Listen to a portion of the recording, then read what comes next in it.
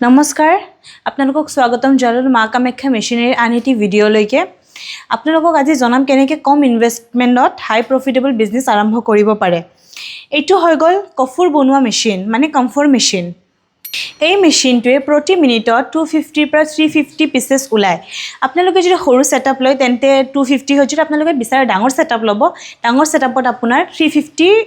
pieces উলাই যাব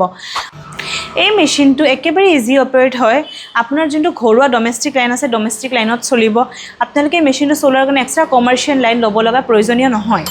আমি আপোনালোকক এটি ভিডিও দেখাইছো ভিডিওটো চালে আপুনি সম্পূৰ্ণ গম পাব কেনেকৈ এই মেচিনটো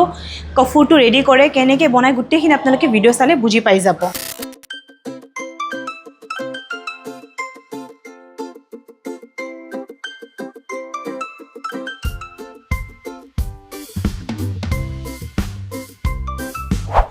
আৰু আপোনালোকে সকলোৱে জানে এই কফুটো পূজা স্থলীত আপোনাৰ ব্যৱহাৰ হয় প্লাস খোৱা খাদ্যটো কেতিয়াবা ব্যৱহাৰ হয়